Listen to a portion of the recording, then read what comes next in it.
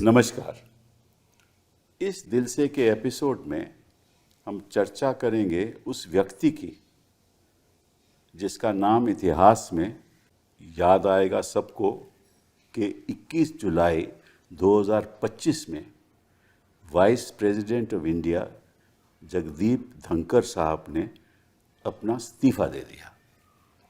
और इसलिए दिया कि उन्होंने कहा कि मेरा स्वास्थ्य ठीक नहीं है, इसलिए मैं रिज़ाइन कर रहा हूँ। 21 जुलाई 2025 इस दिन का बहुत ही महत्व है। महत्व इसलिए नहीं है कि धनखड़ साहब ने इस्तीफा दिया, महत्व इसलिए है कि वाइस प्रेसिडेंट ऑफ इंडिया, उपराष्ट्रपति, हिंदुस्तान की प्रोटोकॉल में प्रेसिडेंट के बाद आते हैं नंबर 2 पे और प्रधानमंत्री जी नंबर 3 पे आते हैं। इनका कार्यकाल 5 साल का होता है और अभी तो 2 ही साल कंप्लीट हुए थे, अभी तो काफ़ी वक्त भी बाकी था। और पहली बार हिंदुस्तान के इतिहास में इस तरह से उपराष्ट्रपति की रेजिग्नेशन हुई। कई इस पे चर्चा चल रही है कि क्या वाकई में स्वास्थ्य की वजह में इन्होंने अपना इस्तीफा दिया या कोई और वजह है। मैं तो खुद व्यक्तिगत रूप पे नहीं जानता, लेकिन कई बातें सुनने में आई हैं और उसके बारे में हम चर्चा करेंगे कि ऐसे इस्तीफा क्यों दिया। कुछ लोग तो कहते हैं कि इस्तीफा इसलिए दिया क्योंकि इन्होंने एक मोशन जस्टिस यशवंत वर्मा के खिलाफ जो थी वो राज्यसभा में एडमिट कर ली और लोकसभा में वो एडमिट नहीं हुई थी, तो एक ही दिन एडमिट होनी थी, तो उन्होंने बिना किसी से बातचीत किए मोशन एडमिट कर ली। कुछ लोग कहते हैं कि ये नाराज़ थे बड़े, क्योंकि इनको जो प्रोटोकॉल इनको मिलना चाहिए था उपराष्ट्रपति की वजह से इनको नहीं मिलता था, सरकार नहीं देती थी। जब वाइस प्रेसिडेंट जेडी वैंस यहाँ आए उस समय ये उनको मिलना चाहते थे, तो सरकार ने कहा कि हम मुलाकात नहीं कराएंगे। कई और ऐसे वाक्य सुनने में आते हैं और अपने आप को ये किसान पुत्र कहते हैं। तो मतलब ये है कि धनखड़ साहब 21 जुलाई को 1:30 बजे इन्होंने बिजनेस एडवाइजरी कमेटी की मीटिंग की और सब लोग वहाँ आए, विपक्ष के रिप्रेजेंटेटिव भी आए और सत्ता पक्ष के भी आए। उसके बाद 4:30 बजे मीटिंग हुई। उसमें सुना है तो ना तो मेघवाल जी आए जो लॉ मिनिस्टर हैं और ना पार्लियामेंट्री अफेयर्स मिनिस्टर रिजिजू जी पहुँचे वहाँ। तो इस बीच कुछ ना कुछ तो हुआ होगा, हमें नहीं मालूम। उसके बाद लगभग 7 बजे के बाद इन्होंने इस्तीफा दे दिया। अगर वाकई में इस्तीफा इसलिए दिया कि उनका स्वास्थ्य ठीक नहीं था, तो निश्चित रूप से एक फेयरवेल होना चाहिए था। दूसरी बात, प्रधानमंत्री जी को अगर इनकी तबीयत ठीक नहीं थी कि इनके पास जाना चाहिए था कि भाई क्यों आपकी तबीयत ठीक नहीं है और ऐसा आप क्यों कर रहे हो। प्रधानमंत्री जी ने 22 जुलाई को ट्वीट किया और एक मतलब के बेरंग सा ट्वीट था। तो इसका मतलब शायद ये वाकई में स्वास्थ्य की वजह से नहीं इस्तीफा दिया गया, लेकिन मुझको व्यक्तिगत रूप में नहीं मालूम, ये तो अफवाहें हैं। जो बात मुझे चुभती है वो ये है कि अगर स्वास्थ्य की वजह से इस्तीफा नहीं दिया गया, इसका मतलब धनखड़ जी को कहा गया कि आप रेजिग्नेशन दीजिए। तो ये एक सबसे बड़ा लोकतंत्र देश है, वहाँ कोई भी सरकार उपराष्ट्रपति को कहे कि आप इस्तीफा दो, एक मायना रखता है। क्या वो मायना है कि अगर सरकार किसी को पसंद नहीं करती, जिस भी पद पे वो बैठा हो, चाहे वो इलेक्शन कमिश्नर हो, चाहे वो किसी और पद पे बैठा हो, सीएजी हो, वाइस चांसलर हो, अगर इनके रास्ते पे नहीं चलेगा उसको इस्तीफा देना पड़ेगा। खतरा इस बात का है, इस बात का नहीं है कि धनखड़ जी ने इस्तीफा दिया, कि किस तरह से सरकार मनमानी करती है और इसीलिए लोकतंत्र को बहुत ही खतरा है। अगर ऐसे ही सरकार हर पद के प्रति उसका रवैया रहे तो आप सोच सकते हो वो लोकतंत्र देश कैसे कहलाएगा। इस बात पे हम चर्चा करेंगे और 3 ऐसे लोगों से चर्चा करेंगे जो जानते हैं वास्तविकता इस देश के लोकतंत्र की ज़मीन से जुड़े हुए लोग हैं और मैं उनका आज स्वागत करना चाहता हूँ। रेणुका जी, आप 6 बार तो आप मेंबर ऑफ पार्लियामेंट रह चुकी हैं, ठीक है ना। 4 बार तो आप राज्यसभा से, 2 बार लोकसभा से आप रह गई। तो मतलब कि और जब आप बोलती हैं तो विपक्ष के सत्ता पक्ष के लोग भी थोड़ा ध्यान से सुनते हैं, डरते भी हैं थोड़ा आपसे। दूसरी बात है, आप ज़मीन से जुड़ी हुई हैं, 2 बार आपने लोकसभा की इलेक्शन लड़ी हुई है और आप मंत्री भी रह चुकी हैं health and family welfare Deve Gowda की कार्यकाल में, और कांग्रेस के कार्यकाल में आप इंडिपेंडेंट 4 भी थे आपका, फैमिली विमेन एंड चाइल्ड, और आप टूरिज्म की भी स्टेट मिनिस्टर रही। तो आपका मतलब कि एडमिनिस्ट्रेशन भी बड़ा अनुभव है और राजनीति में भी बड़ा अनुभव है। तो इसके बारे में आपसे चर्चा करेंगे। Sanjay ji, thank you. आप थे मतलब कि मैं तो आपको कई बार बोल चुका हूँ कि जब आप बोलते हैं सदन भी सुनता है, सदन के बाहर भी जनता भी सुनती है, क्योंकि ऐसा मतलब ज़ोरदार भाषण देते हैं। और इसलिए देते हैं, मैं समझता हूँ कि आपकी बैकग्राउंड ये है कि आप हमेशा हर चीज़ में प्रोटेस्ट ज़रूर करते हैं। कई साल आप प्रोटेस्ट करते रहे, 16 साल आपने हॉकर्स के लिए लड़ाई करी और गरीब के लिए आप हमेशा उनके लिए खड़े रहते हैं। और 2 बार आप राज्यसभा में हो चुके हैं और आपका योगदान राज्यसभा में बहुत रहा है। और आपका और धनकर साहब के साथ ज़्यादा ही प्रेम रहा, प्रेम कई बार सस्पेंड भी रहे, प्रेम रहा है। 146 लोग जो सस्पेंड हुए थे उनमें से आप भी एक हैं। तो बहुत उसके अलावा भी कई बार उसके बाद बहुत बहुत धन्यवाद। और जावेद साहब, बहुत बहुत थैंक यू वेरी मच। आप भी 2 बार तो आप भी हो चुके हैं जावेद अली जी, हाँ, राज्यसभा में। और आप एक सिविल इंजीनियरिंग की आपके डिप्लोमा रहा है और आप एग्रीकल्चरलिस्ट भी हैं और समाजवादी के बड़े करीब भी रहे, ख़ास तौर पे मुलायम सिंह जी के बड़े करीब रहे आप। स्टूडेंट पॉलिटिक्स में आपने बड़ा हिस्सा लिया। तो और आप भी जिस कम्युनिटी के लिए आप खड़े रहे थे वो पार्लियामेंट में, सारा देश उस बात को सुनता है। मैं तो खैर बहुत गौर से सुनता हूँ। बहुत बहुत धन्यवाद। ये बताइए रेणुका जी, इशू क्या धनकर का है या कैसे ये सरकार चलाते हैं वो रियल इशू है? इशू इस सरकार का अहंकार का है। ना संविधान के ना समझ लोग हैं और इनकी तजुर्बा भी नहीं है चलाने का। जब ये 3 मुद्दे को लेकर अगर आप आएंगे और कुर्सी पे बैठेंगे तो ऐसे होना ही है।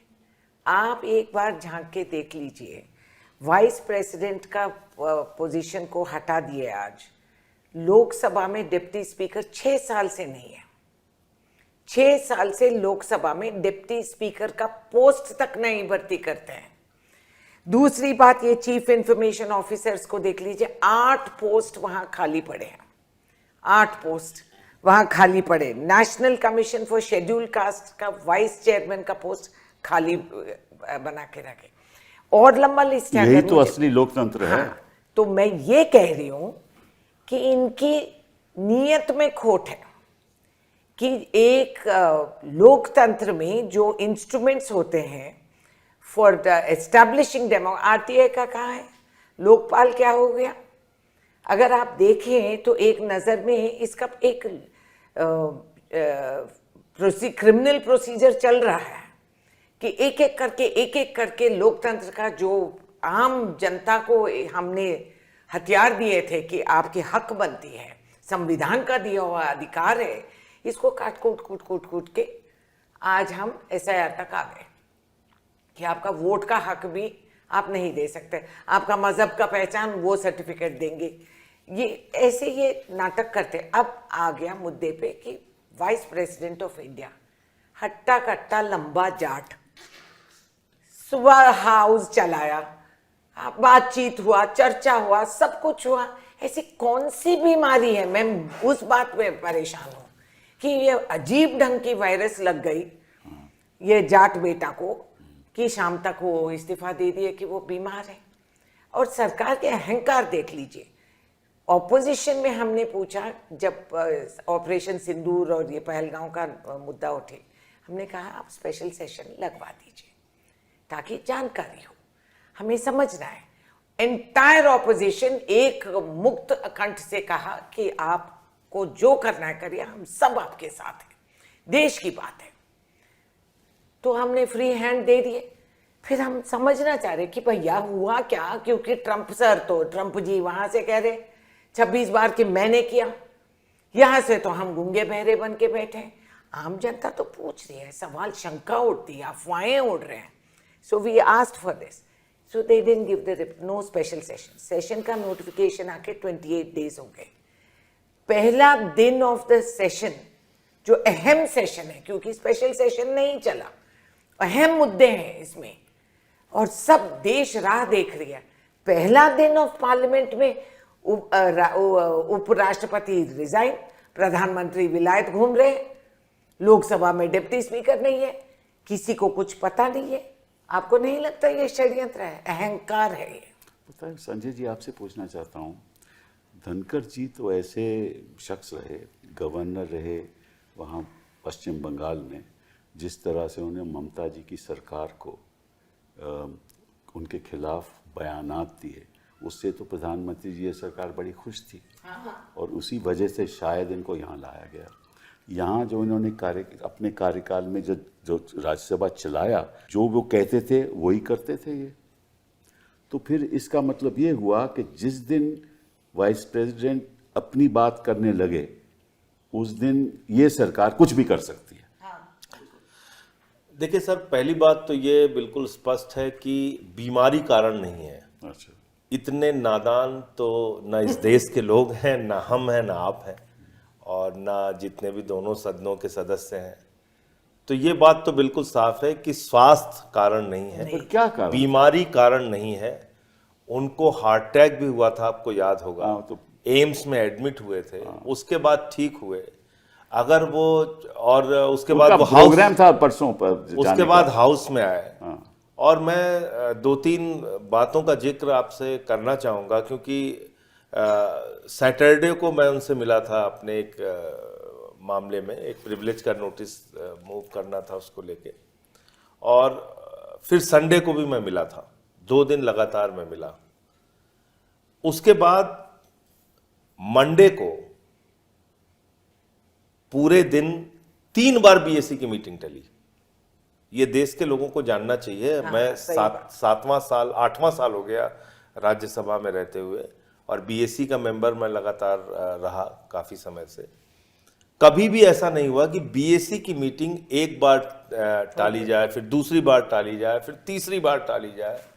तो ये तो पहला टाइम क्या था? पहला टाइम था 11:30 बजे। अच्छा, उसके बाद फिर टाइम हुआ 12:12 बजे। अच्छा, फिर उसके बाद टाइम हुआ कि उसके बाद टाइम हुआ शाम को 4:30 बजे। अच्छा, तो ये 4:30 बजे वाली मीटिंग जिसका आप जिक्र कर रहे हैं, उसमें ना तो मिनिस्टर आए किरण रिजिजू जी, ना अर्जुन राम मेघवाल जी आए, और ना जेपी नड्डा जी आए, जो कि लीडर ऑफ हाउस। उसके पहले की यह घटना है कि इन्होंने इम्पीचमेंट का जो नोटिस था उसको एक्सेप्ट करने का अनाउंसमेंट किया जस्टिस वर्मा के खिलाफ। मुझे लगता है वो सबसे बड़ा कारण है। उसके पीछे और भी बहुत सारे कारण होंगे, लेकिन ये एक बहुत बड़ा कारण है कि जस्टिस वर्मा का नोटिस सरकार चाहती थी कि लोकसभा में लाया जाए, उसका क्रेडिट अपने ऊपर वो लेना चाहते थे। लेकिन क्योंकि इन्होंने राज्यसभा में उसको पहले एक्सेप्ट कर लिया, उसको अनाउंस कर दिया, उसको लेके एक सरकार में नाराजगी हुई, और नाराजगी इतनी हो गई कि बीएससी की मीटिंग में ऐसा कभी नहीं होता है कि सरकार के या लीडर ऑफ हाउस ना आए, या मिनिस्टर ना आए, पार्लियामेंट्री अफेयर्स मिनिस्टर ना आए। ये पहली बार हुआ। तो मुझे लगता है कि उनको कुछ संकेत मिल गया कि आज शायद मुझे हटा देंगे, या सरकार खुद ही मेरे खिलाफ कोई इम्पीचमेंट मोशन लेके आए मुझे हटाने के लिए। कुछ उनको संकेत दिया गया, मुझे नहीं मालूम उसकी सच्चाई क्या है, और जिसके बाद कि वो अचानक जाते हैं और इस्तीफा दे देते हैं। देखिए सर, ये सरकार चलाने का इनका तरीका देखिए। एक संजय मिश्रा है जो ईडी का डायरेक्टर है, जिसको बचाने के लिए बार बार एक्सटेंशन देने के लिए ये सुप्रीम कोर्ट तक जाते हैं। सुप्रीम कोर्ट तक कहता है कि भाई ये अनावश्यक है, कि आपको कोई ऐसा अच्छा अधिकारी नहीं मिल रहा है कि आप जिसको ईडी का डायरेक्टर बना लें। लेकिन उस संजय मिश्रा को एक्सटेंशन पे एक्सटेंशन, एक्सटेंशन पे एक्सटेंशन, एक्सटेंशन ये देते जाते हैं। दूसरा उदाहरण है आलोक वर्मा का, जो सीबीआई का डायरेक्टर रहता है। जब उस पे ये जब राफेल को लेकर शिकायत वहां पे दी जाती है और ऐसा लगता है कि शायद उस पर वो कोई जांच करने वाले थे या जो कुछ भी करने वाले थे उस समय, ऐसी खबरें आई। एक सीबीआई के डायरेक्टर का ऑफिस सील कर दिया गया और उनको आनन फानन में हटा दिया गया। अब मुझे ये घटना कुछ इस तरह की लगती है कि शायद टकराव इतना बढ़ गया था कि इनको साफ संकेत दिया गया कि आप हट जाइए, नहीं तो हम आपको हटा देंगे। तो अपनी इज्जत बचाने के लिए क्या करेगा आदमी, जाके उन्होंने इस्तीफा दे दिया। लेकिन बीमारी कारण नहीं है, ये 100% मैं कह सकता हूं अपनी समझ से। और जितने भी लोग थोड़ी बहुत भी राजनीतिक समझ रखते हैं और जो मोदी जी के बारे में जानते हैं, जो अमित शाह के कार्यशैली के बारे में जानते हैं, जो बीजेपी के काम करने के तौर तरीके के बारे में जानते हैं, वो सब ये समझ रहे हैं अच्छी तरीके से कि स्वास्थ्य कारण बिल्कुल नहीं है। अगर मान लीजिए स्वास्थ्य कारण था तो आप बहुत इज्जत के साथ सब लोग, हम लोग चलते, उनसे मिलते, उनके उज्जवल भविष्य की कामना करते, उनको अच्छा स्वास्थ्य कहाँ मिल सकता है, पार्लियामेंट में, राज्यसभा में और राज्यसभा में उनको विदाई समारोह देते हैं। विदाई समारोह तक आपने नहीं दिया, एक बात।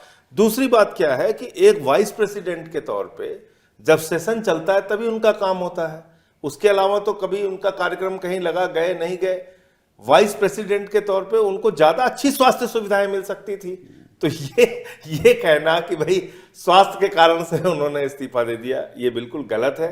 ये इस्तीफा सरकार के द्वारा दिलवाया गया है और प्रधानमंत्री जी को देश के सामने आके स्थिति स्पष्ट करनी चाहिए कि इतने बड़े संवैधानिक पद पे बैठे हुए व्यक्ति को अगर आप इस तरीके से फोर्स करेंगे, दबाव डालेंगे कि आप इस्तीफा दो और अपना पद छोड़ो, पहली बार हुआ तो ये लोकतंत्र के लिए अच्छा नहीं है। आजादी के बाद 78-79 वर्षों में आज तक कभी ऐसा नहीं हुआ कि किसी उपराष्ट्रपति को अपने बीच के कार्यकाल में ऐसे इस्तीफा देना पड़ा हो, एक घटना को छोड़ के जिसमें उनको राष्ट्रपति का चुनाव लड़ना था।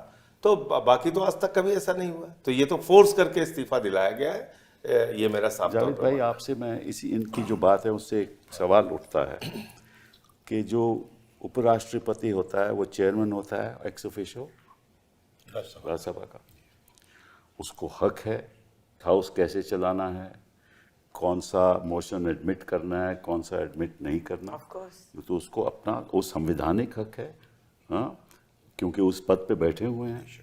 और अगर उन्होंने कोई ऐसा निर्णय लिया तो उस संविधान के अंतर्गत उनका हक है वो निर्णय लेने का। तो इसका मतलब ये हुआ कि अगर वो संविधान का हक, अपना जो हक है निभाएं, और सरकार को, प्रधानमंत्री जी को या सरकार को अच्छा नहीं लगे, तो इसका मतलब ये हुआ कि ये बताएंगे कि वाइस प्रेसिडेंट क्या करेगा, ये बताएंगे इलेक्शन कमीशन क्या करेगा, इलेक्शन कमीशन बिहार में क्या करेगा, ये बताएंगे कि कौन किसकी नियुक्ति होगी, ये बताएंगे कि कौन से जज हम तय करेंगे जिसके पास मुकदमा जाएगा। ये सब मुकदमा नहीं, ये जो मोशन का जो जज हैं वो भी तय करेंगे। ये किस किस्म का लोकतंत्र है? देखिए साहब, ये जो पूरा प्रकरण हुआ है, मुझे ये लगता है कि ये एक तरीके से चैंपियनशिप का एक कंपटीशन हो गया। सरकार अपनी चैंपियनशिप इस्टेब्लिश करना चाहती थी करप्शन इन जुडिशरी, इस विषय पर लोकसभा में मोशन ला करके।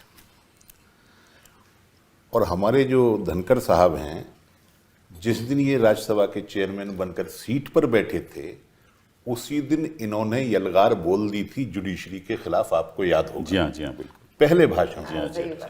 और उसके बाद इन्होंने कोई मौका छोड़ा नहीं, हाउस के अंदर या हाउस के बाहर छोड़ा नहीं जहां जुडिशरी को थोड़ा बहुत भी माफ किया हो। तो धनखड़ साहब ये चाहते थे कि ये एक मौका है जुडिशरी से, जो उन्होंने एक बड़ा कायदे के साथ एक टकराव वाली स्थिति बना ली थी, उसमें चैंपियन वो कहलाए। मोदी जी चाहते थे एक बड़े ब्रॉड स्पेक्ट्रम में कि करप्शन इन जुडिशरी के मसले पर उनका लंबा चौड़ा भाषण हो और कांग्रेस को और विपक्षी दलों को वो उसमें लपेटें।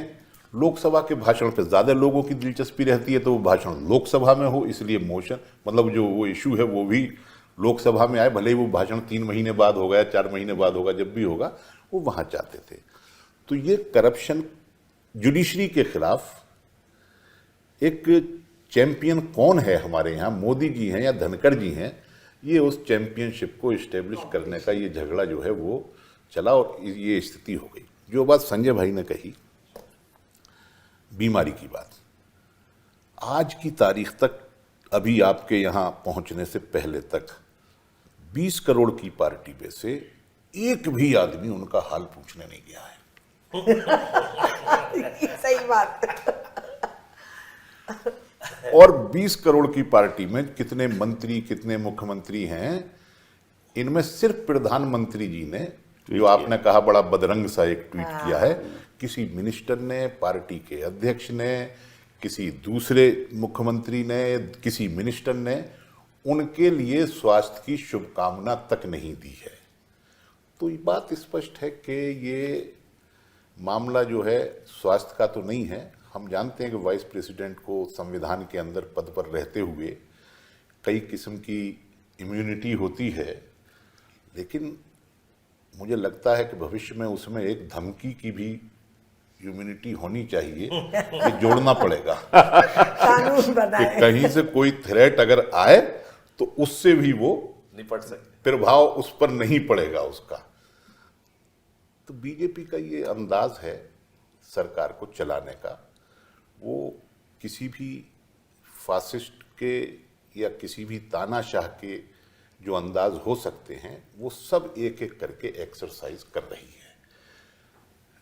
प्रोटोकॉल में उपराष्ट्रपति जी ऊपर होते हैं और सरकार के बाकी सब पदाधिकारी और सारे ऑफिशियल सरकार के नीचे होते हैं।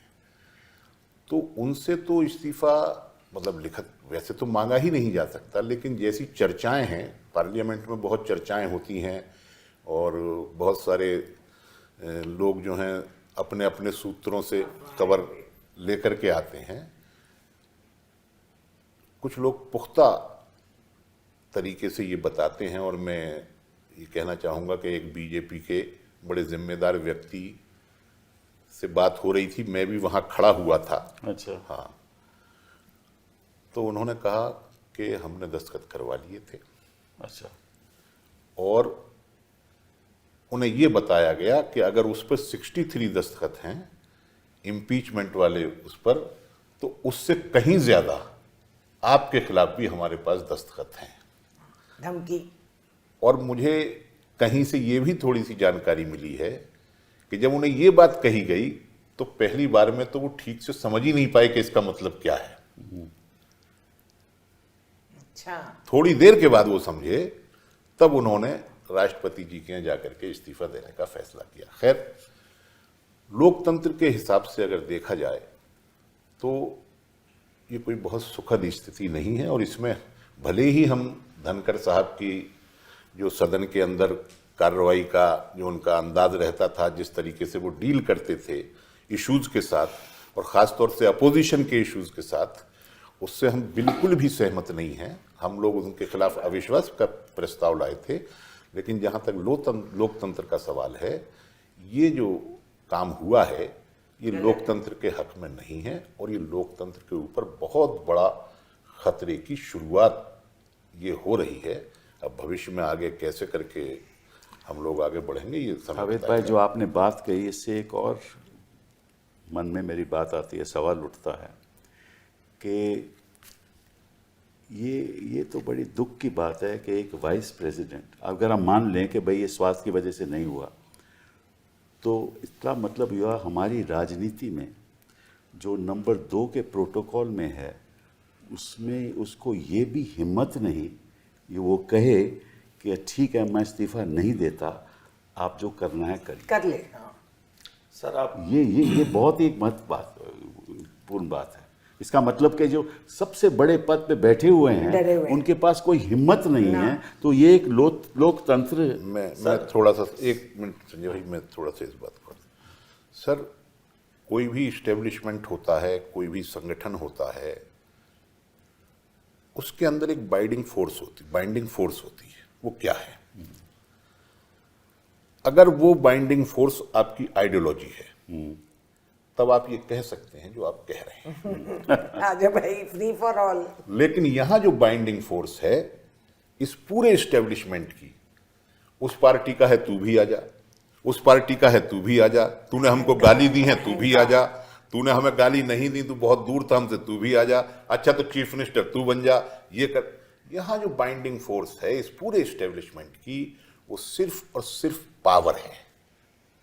और जब पावर बाइंडिंग फोर्स है, ये पूरा जो इनका तामझाम है, ये सिर्फ सत्ता या पावर की वजह से एक साथ है। तो एक तरीके से हम ये भी कह सकते तो हैं, ये आप कहते हो कि छोटे लोग बड़े पदों पर बैठे हुए हैं, यही मतलब है आपका? मेरे कहने का मतलब ये है छोटे कि मन जो छोटे आइडियोलॉजिकल मन के लोग बड़े पदों पे बैठे हैं, जो ये आइडियोलॉजिकल कमिटमेंट से लोग आगे बढ़ते हैं, राजनीति में अपनी जगह बनाते हैं, उन्हें कहने की और अपनी बात के लिए असर्ट करने की, अपनी पोजीशन को असर्ट करने की उनके अंदर हिम्मत होती है, करेज होता है। और जो बहुत सारी पार्टियां बदल बदल करके और उस तरीके से आगे आते हैं, तो वो साहस जुटा नहीं पाते। धनखड़ साहब के बारे में मुझे कहना नहीं चाहिए, वो बड़े हैं। राज्यसभा के हाउस में जितने लोग नीचे बैठते हैं, उन सब से वो कम एक्सपीरियंस के राजनेता हैं। हाँ। वो 1.5 साल एमपी रहे थे और एक टर्म जो है वो एमएलए रहे थे। उसके अलावा पॉलिटिक्स में उनको दूसरा एक्सपीरियंस ज्यादा है ना, जो आपको नहीं है। क्वालिफाइड वही मैं आपसे अर्ज कर रहा हूं, वाइस प्रेसिडेंट बनने के लिए जो उनकी क्वालिफिकेशन थी, सिर्फ ममता जी को परेशान करने के अलावा कोई दूसरी नहीं। जिस सरकार में वो थे गवर्नर बन के, उसी सरकार तो के जो खिलाफ बात मैंने उठाई उसके बारे में देखिए आपका सर, ख्याल क्या? आपने संस्थाओं के प्रति सम्मान की बात करी। पिछले 11 साल में मोदी जी के कार्यकाल को अगर आप देखेंगे, किस पे कब्जा करने की कोशिश नहीं की इन्होंने। आज जुडिशरी की हालत देख लीजिए, बड़े से बड़ा मामला होता है, लोग जज का नाम, मुझे पता नहीं एक बात कहनी चाहिए कि नहीं कहनी चाहिए, जज का नाम देख के बता देते हैं इसमें बेल मिलेगी, हाँ, नहीं इसमें हाँ, मिलेगी, फिटिंग, इसमें कार्रवाई होगी, इसमें कार्रवाई नहीं होगी, इसमें ये फैसला आएगा, इसमें वो फैसला ये आएगा। तो इन लोगों को ये आदमी इस पार्टी से शायद इन लोगों को ज्यादा जानकारी तो नहीं सर है, मैं बस ये आपसे कह रहा हूं कि जजेस जुडिशरी को लेके सवाल उठने लगे, सीबीआई को लेके सवाल उठने लगे, ईडी को लेके सवाल उठने लगे। आप प्रोटोकॉल में दूसरे नंबर पे उपराष्ट्रपति की बात कर रहे हैं। सर मैं बड़ी विनम्रता पूर्वक याद दिलाऊंगा आपको, जब इस मंदिर का शिलान्यास हो रहा था प्रभु श्री राम के मंदिर का, उस समय रामनाथ कोविंद जी राष्ट्रपति थे, जी हाँ। उत्तर प्रदेश के मुख्यमंत्री थे योगी आदित्यनाथ जी। योगी आदित्यनाथ जी गए, उनके साथ राज्यपाल गई आनंदीबेन पटेल, और प्रधानमंत्री गए तो उनके साथ भागवत जी गए, राष्ट्रपति नहीं गए, क्योंकि प्रोटोकॉल में वो ऊपर चले जाते, उनको सारा कुछ आगे दिखाना पड़ता, उनके पीछे इनको चलना पड़ता। और फिर एक मानसिकता भी, दलित समाज के व्यक्ति थे तो उनसे कैसे मंदिर का शिलान्यास कराते। अब आ जाइए संसद के उद्घाटन का। संसद के शिलान्यास और उद्घाटन दोनों में राष्ट्रपति नहीं, उपराष्ट्रपति नहीं। तो आपने संस्थाओं के सम्मान की बात की, पद के सम्मान की बात की, कब किया इन्होंने? इन्होंने जिसको जैसे चाहा वैसे डंडे से नचाना चाहा, और जैसे चाहा अगर आपने उनके हिसाब से काम नहीं किया, उनसे उनकी लाइन से आप थोड़ा भी इधर उधर भटके, तो फिर आपको निकाल के बाहर कर दिया। यही काम कुल मिलाकर इस मामले में भी हुआ है। और जो बात जावेद भाई कह रहे हैं कि 100 तरह की असहमति हो सकती, मैं तो सर इस संसद के इतिहास में सबसे लंबे समय तक निलंबित रहने वाला सांसद हूं। 11 महीने तक मैं सस्पेंड रहा, 11 महीने। तो आप देखो, और आपने वो इतिहास बनाया जो कोई और नहीं बना सका, तो और इनकी वजह मैं से बात आपसे कह रहा हूं, कमीशन के चॉइस और कई बार हाउस से बाहर किया गया, कई बार मार्शल से बाहर किया गया, लेकिन बावजूद इसके अगर आप ये कहेंगे कि भाई इस तरीके से उपराष्ट्रपति को अगर धमका के उनका इस्तीफा लिया जा रहा है और दबाव बनाया जा रहा है, तो फिर तो इसके बाद कुछ नहीं बचता। आप कहते रहिए राष्ट्रपति हैं, कहते रहिए आप संवैधानिक पद पे हैं, कहते रहिए कि आपको दूसरा सबसे बड़ा प्रोटोकॉल है, प्रधानमंत्री के ऊपर का प्रोटोकॉल है, लेकिन तौर तरीके और काम में तो ये दिख नहीं रहा है। रेणुका जी, अब आपने कभी सुना कि सीएजी ने ऐसी रिपोर्ट दी जो हमारे कार्यकाल में दी जाती थी कि इलेक्शन कमीशन ने इनकार कर दिया, हाँ, और या किसी ब्यूरोक्रेट ने कहा कि आप गलत कर रहे हो? आपने सुना पिछले ये हम देख 2014 रहे के हैं, बाद? चश्मदीप गवाह है हम लोग कि सीजीआई को भी इलेक्शन कमीशन के प्रोसेस से हटा दिया और ब्यूरोक्रेट को लाके रख देखिए दिया। कॉन्स्टिट्यूशन बेंच की that is judgement, exactly constitution bench जी। की जजमेंट, उसमें कहा कि चीफ जस्टिस साहब का कमेटी में उनका होनी चाहिए। हो गए, वो भी उन्होंने कहा कि हम नहीं हटा दिए। करेंगे। तो इसीलिए संस्थाओं का कोई सम्मान नहीं। तो यही तो बात, इसका मतलब ये हुआ कि ये देश मनमानी से चल रहा हाँ है बिल्कुल, और जो अहंकार बुनियादी तौर पे लोकतंत्र खत्म हो चुका है। खत्म हो चुका, अभी खतरे में है। जावेद भाई ने एक बात कही थी, आपसे शुरुआत करता हूं कि प्रधानमंत्री चाहते हैं कि जो करप्शन की लड़ाई है मैं लड़ना चाहता हूं, देश को बताऊंगा कि जुडिशरी में जो करप्शन हो रहा है, ठीक है ना, चलिए बात मान ली हमने, लेकिन इसमें तो करप्शन का तो कोई आरोप ही नहीं है, आपको मालूम है? अच्छा नो प्रॉब्लम, 2 दिन में शुरू हो नहीं, जाएगी। मैं आपसे पूछना चाहता हूं, इसमें तो करप्शन का कोई आरोप तो ही मामला नहीं है। था ही नहीं, इसमें था ही तो नहीं। करप्शन की कौन सी बात हुई है बताइए? नहीं, अब आने वाली है, नेक्स्ट चैप्टर वही है। अच्छा, जो अब देश में- बनावटी करप्शन का अब नो, उसके इल्जाम मैं और लगा पूछ रहा देंगे। हूँ रेणुका जी, जो देश में जो करप्शन हो रही है, जो सभी जानते हैं, उसके खिलाफ ये लड़ाई नहीं लड़ेंगे। क्यों लड़ेंगे? सारे लोग जो करप्शन में हैं, पार्टी में हैं। जुडिशरी के करप्शन में एक किसी जज के खिलाफ लड़ेंगे जिसमें ऊपर करप्शन का कोई आरोप ही नहीं है। हाँ, तो फिर ये असल अहम मुद्दा ये कि है। उस रिपोर्ट तक जो इन हाउस कमेटी की रिपोर्ट है सुप्रीम कोर्ट की, उस तक हम लोगों की एक्सेस है नहीं। आपकी तो एक्सेस है, नहीं, वो रिपोर्ट तो किसी को नहीं दिखाई गई। किसी को नहीं दिखाई। नहीं, वो नहीं, दिखाई हम भी नहीं किसी जा को सकती, जो मैंने मालूमात की है वो दिखाई नहीं जा सकती तो है। फिर करप्शन का क्या मामला? मैं बताता हूँ आपको, हमारे यहाँ जो मीडिया है वो एक परसेप्शन बनाता है, अरे वो narrative भी बनाता मजबूर है।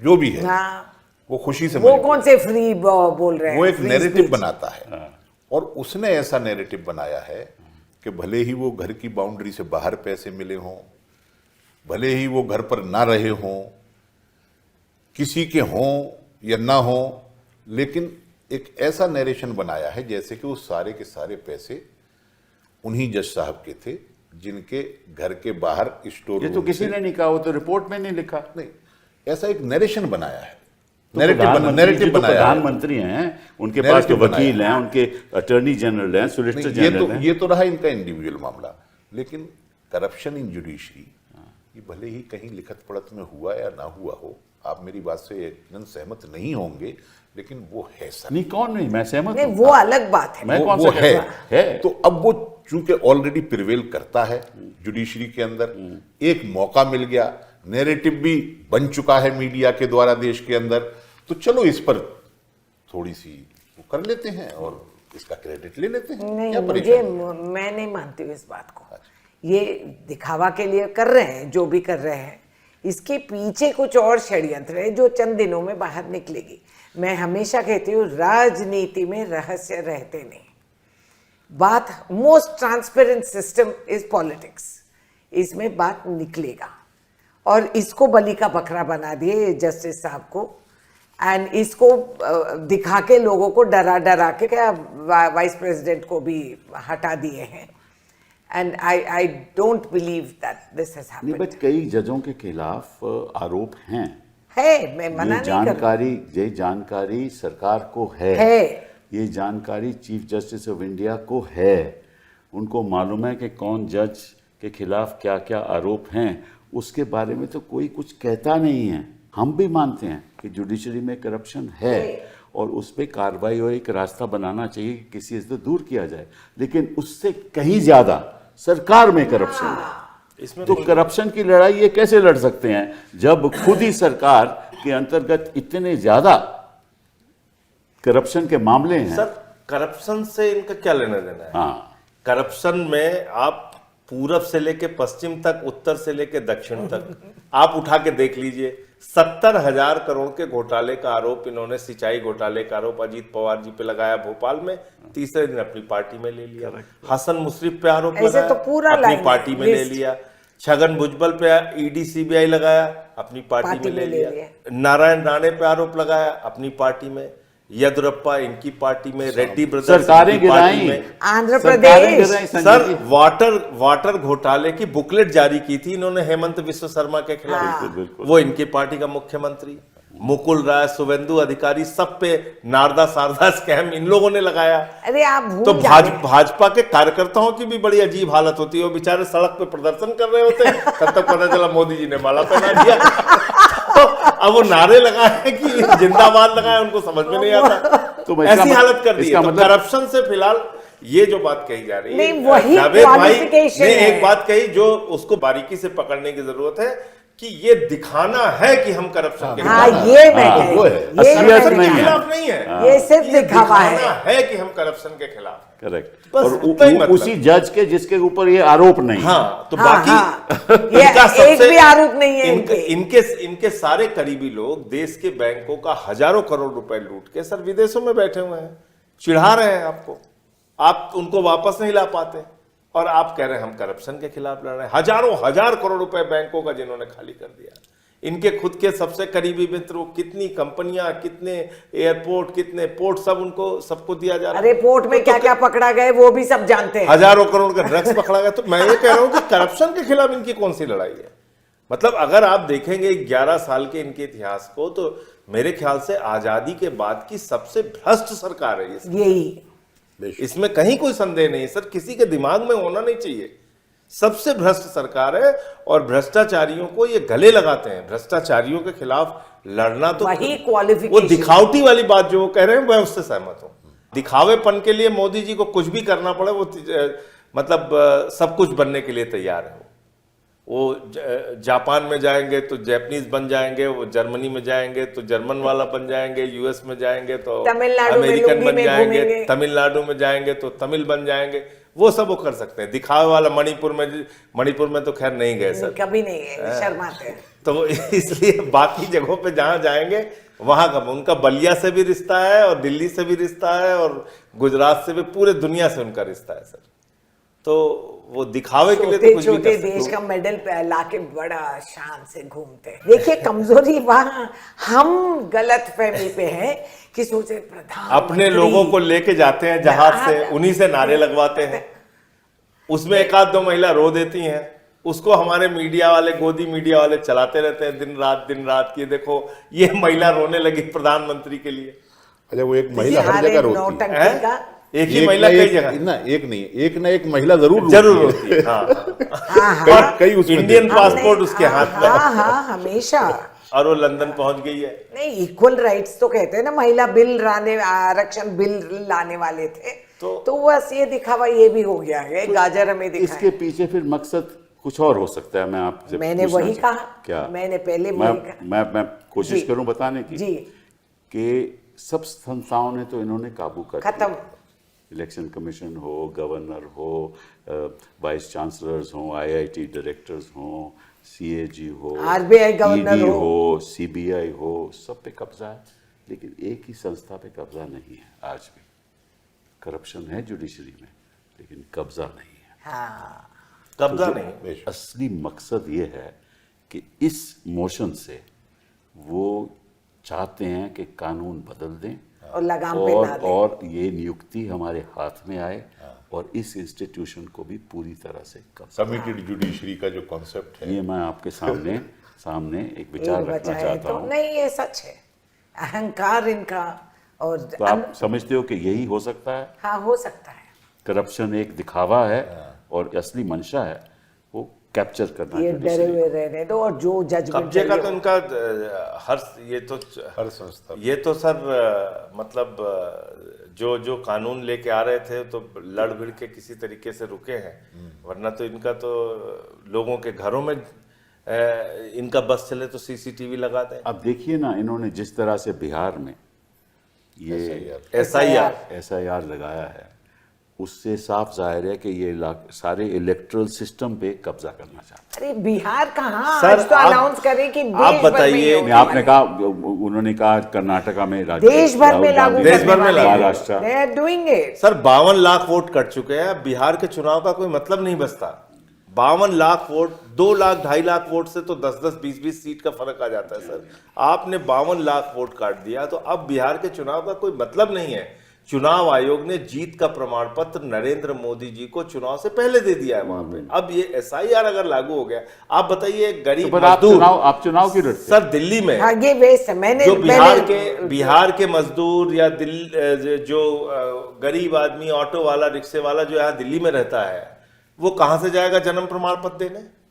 अपना जन्म प्रमाण पत्र, अपने माँ बाप पहले का उसको जन्म जानकारी भी तो होना चाहिए। अच्छा, इनको कागज की बड़ी शौक लगी रहती है, और 11 साल हो गए अपनी डिग्री नहीं दिखा पा रहे हैं। हाँ। और अब पूरे देश से इनको कागज आप तो उस चर्चा पर चले गए जो हम चर्चा नहीं करना चाहते। मैं ये कह रहा हूं कि ये एसआईआर जो है, ये जबरदस्ती एक लोगों के ऊपर थोपा जा रहा है। ये भी एक पूरे चुनावी सिस्टम पे कब्जा करने की तैयारी है। जैसे आप कह रहे हैं जुडिशरी पे, ये एक चुनावी तंत्र पे पूरी तरीके से इनका कब्जा हो गया। मीडिया पे कब्जा हो गया, चुनावी सिस्टम पे कब्जा हो गया, फिर जुडिशरी पे कब्जा हो गया, बाकी संस्थाओं पे कब्जा हो गया, फिर रहा क्या?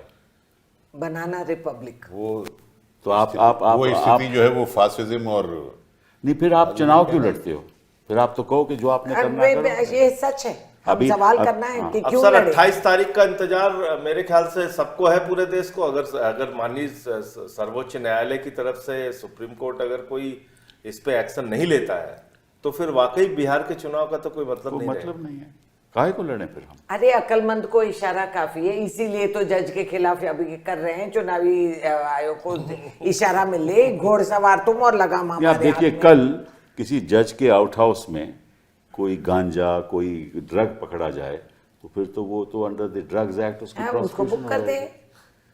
कानून के नजर में सब एक हैं, उनके गले बांध पे हाथ लगा देंगे। तो कुछ भी हो सकता है। हाँ हाँ। और आपको मालूम है, आउट हाउस में तो कई लोग 20, 30, 40 लोग रहते हैं। हम भी मंत्री रहे हैं वहाँ, हमें मालूम ही नहीं वो क्या करते हैं, हाँ, क्या क्या नहीं होता है, करते, क्या नहीं होता है। सही बात है। यही नहीं मालूम।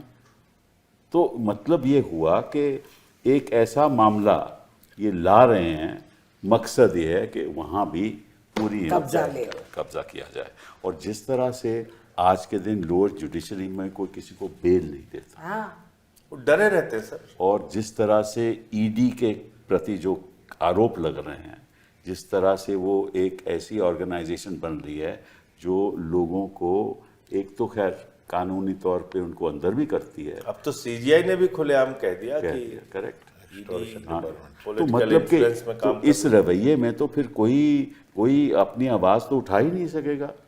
आपको याद है लोकसभा लोकसभा इलेक्शन के पहले अरुण गोयल जी ने रिजाइन कर लिया था। और लवासा साहब के हाँ, खिलाफ तो इन्होंने क्यों? शुरू कर दिया, आपको हाँ, याद है? तो क्यों? मैं वही कही कि आप अगर पलट के देखेंगे तो one by one the instruments of democracy को ये गिराते, तोड़ते, बंद करते हुए आ रहे हैं। ये सारे कॉन्स्टिट्यूशनल पोस्ट में खाली सीट्स रखे हैं, पालतू रखे हैं, और एक आध बंदे को खुश करके सामने लवासा कर देते हैं। साहब ने डिसेंट किया तो उनके खिलाफ, बेटे के खिलाफ नोटिस हो गया और बीबी के खिलाफ रिजाइन कर दिया, उन्होंने भी रिजाइन कर दिया। तो मतलब कि जो ये आवाज तो भूल ही गए उठाएगा, थे चुनाव और आरबीआई गवर्नर मुझे याद है जब ये मुख्यमंत्री थे गुजरात में, तो एक लोक आयुक्त की नियुक्ति होनी थी और उसमें गवर्नर ने और चीफ जस्टिस ऑफ इंडिया ने नियुक्ति की। 8 साल तो पहले लोक आयुक्त की पोजीशन इन्होंने किसी की नियुक्ति नहीं की। उसके बाद वो नहीं उन्होंने माना, इन्होंने तुरंत ही रिट पिटीशन फाइल कर दिया कि हम ये नहीं मानते। मैटर सुप्रीम कोर्ट के गया, सुप्रीम कोर्ट ने उसको कहा कि बिल्कुल ठीक किया है जो गवर्नर ने, फिर भी इन्होंने नहीं किया। नहीं, जस्टिस आर ए मेहता साहब थे, उन्होंने अल्टीमेटली रिजाइन कर दिया। मतलब कि ये जो रवैया इनका रहा है गुजरात से चल रहा है। एक सीख और मिलती है सर इससे, धनखड़ साहब के प्रकरण से। और जो लोग आज इनका साथ दे रहे हैं, हर सही गलत काम का समर्थन कर रहे हैं, उनके लिए भी ये सीख है कि ये किसी के सगे नहीं है। हाँ, ये तो बात सही है, ये बात सही। ये मैंने कल कहा ये किसी के सगे नहीं है कि जितने लोग यहाँ से कूद के जो इनका साथ दे रहे हैं, जो इनका समर्थन कर रहे हैं, अगर वो ये सोचते हैं कि उनको ये मौके पे कहीं अगर उनसे थोड़ा भी लाइन हटने पे उनको ये छोड़ देंगे, ये किसी को छोड़ने वाले नहीं है। धनखड़ साहब थोड़ा सा लाइन हटे, इनके हिसाब से इस्तीफा करवा दिया उनका। उपराष्ट्रपति वो तो कहते हैं बाहर जाकर के देखिए, हमारा देश इतना सबसे बड़ा लोकतंत्र देश है और अगर संजय सिंह जी जैसे और रेणुका जी जैसे और जावेद भाई के जैसे आवाज़ उठा के बात कर सकते हैं तो ये निश्चित है कि लोकतंत्र। बस एक उम्मीद रख रहे हैं, ज्यादा मतलब दिन नहीं, मेरा ये हम भी कहना अंदर है, जाएंगे, डोंट वरी। बाहर जाकर तो सभी ये कहेंगे, अभी तक की स्थिति तो यही है कि बाहर जाकर के तो ये कहना ही है, इतना राष्ट्र प्रेम, राष्ट्रभक्ति या राष्ट्रवाद कह लीजिए, वो हम लोगों के अंदर अभी शेष है। लेकिन जब सर से ऊपर पानी इन्होंने ही कहा था तो मुझे शर्म आती है कि मैं हिंदुस्तान में पैदा क्यों हुआ। आपको याद नहीं? बिल्कुल। और अंग्रेजी बोलने वाले सब उन्होंने खुद कहा ये बात। दक्षिण कोरिया में बोला था। दक्षिण कोरिया बाहर जाके बोला था ना। लेकिन हम उनके और अगर तरीके राहुल से गांधी बोलेगा तो वो कहेंगे ये एंटी नेशनल है। दक्षिण कोरिया में बोला था ना। कितनी पहले लोग 2014 के पहले लोग कहते थे पता नहीं कहाँ पैदा हो गए। करेक्ट। तो कहने का मतलब ये है कि इस किस्म का लोकतंत्र तो ज्यादा साल चल नहीं सकता। और शायद मुझे जो लग रहा है कि आरएसएस को भी शायद ये अनुमान हो गया है कि ये अभी ज्यादा साल चलने नहीं वाला। अब सर इन्होंने 75 साल तो सब पे लागू किया है, देखिए क्या होता है इनके। 11 सितंबर को भागवत जी का 75 साल पूरा हो रहा है। अगर भागवत जी इस्तीफा देते हैं तो 17 सितंबर को मोदी जी का 75 साल पूरा। सत्ता में भागवत जी का उस तरीके से डायरेक्ट नहीं, मैं ये इनकी मातृ संस्था आरएसएस है, उसके प्रमुख ने कहा कि भाई 75 साल में इस्तीफा दे देना चाहिए। 11 सितंबर को उनका 75 साल पूरा हो रहा है भागवत जी का, 17 सितंबर को मोदी जी का 75 साल पूरा हो रहा है। तो जो प्रधानमंत्री सुमित्रा महाजन जी से लेके, लाल कृष्ण आडवाणी जी से लेके, मुरली मनोहर जोशी जी, कलराज मिश्रा जी, तमाम नेताओं को रिटायर करा चुका है 75 साल के क्राइटेरिया के हिसाब से, तो अब उनको उदाहरण प्रस्तुत करना चाहिए। ये तो आपकी मतलब के सोच है। नहीं, इट इज द रूल। बस रूल हम कौन से बनाए? इस देश में कौन सा रूल चलता है भैया? हमें बता दीजिए, हमें बता दीजिए कौन सा रूल चलता है। वो खुद ही लगाए, हम क्या करेंगे? रूल तो ये बनाते हैं और जैसे चलाना चाहे चलाते हैं। जब हम लोग इसी को तो लोकतंत्र कहते हैं। हम मैं धनखड़ साहब का जिक्र करना चाहूंगा। जब हम लोग उनके चैम्बर में जा करके उनसे शिकायत करते थे, साहब आपने फर्स्ट टर्म के एमपी को इतना बड़ा बंगला कैसे दे दिया, तो वो कहते थे एक्सेप्शन हर जगह होते हैं। तो रूल्स हर जगह होंगे, ये वहां भी एक्सेप्शन कुछ हो जाते हैं और ऐसा कोई रूल है भी नहीं। लेकिन मुझे अभी धनखड़ साहब से उम्मीद है कि वो एक दिन जरूर बोलेंगे, क्योंकि बोलना उनका शौक है और बोलना उनकी आदत है। आज नहीं तो कल कोई वक्त ऐसा आएगा जब वो बोलेंगे, तभी मैं समझता हूं कि इस सर फेयरवेल स्पीच भी इसीलिए नहीं कराएगी। हाँ, ये भी खतरा था कि शायद फेयरवेल स्पीच में ही वो बोलना कुछ बोलना थे। तो ये भी जावेद भाई फेयरवेल स्पीच तो अभी टाइम है। वो बालीयोगी थिएटर में हमने हामिद अंसारी साहब की और वेंकैया नायडू साहब की स्पीच देखी। वो बाहर होती है, वो 10-15 दिन बाद होती है रिटायरमेंट की। वो उसी चलिए हम सोचते हैं कि उनका स्वास्थ्य ठीक हो जाए, उसके बाद शायद वो हमें कुछ बता देंगे। अब असली खतरा नाउम्मीद मत होना। असली खतरा यही है कि वो स्वास्थ्य का बुनियाद बना के इसको हटाएं। भविष्य में उनका स्वास्थ्य का असली बात क्या होगा, हम उसका भी ख्याल रखना चाहिए। ठीक रहेगा। नहीं, स्वास्थ्य कारणों से स्पीच भी नहीं कराएंगे। हाँ, मैं वही कह रही हूँ, कहेंगे फेयरवेल लेने लायक नहीं है, वो स्पीच नहीं दे सकते, इसलिए हम लोग उनकी बोलती बंद हो गई, लैरिंजाइटिस आ गया। चलिए हमने एक स्वास्थ्य के बारे में बताऊं, अरुण जेटली साहब की फाइलें आईसीयू में जाती थी। हाँ।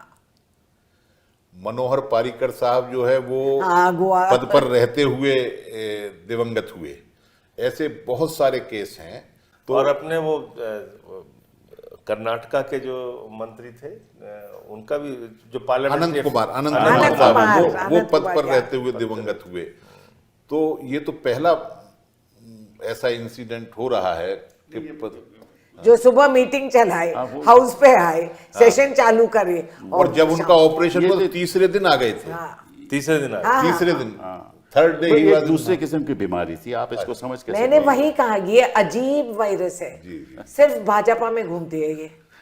चलिए, तो वही लोग शिकार होते हैं। अच्छी चर्चा रही ताकि देशवासियों को पता चले कि इसके पीछे असलियत क्या है, इसके पीछे सरकार की सोच क्या है और क्या लोकतंत्र को वाकई में खतरा है, और अगर है तो उसके लिए हम क्या करने वाले हैं। बहुत बहुत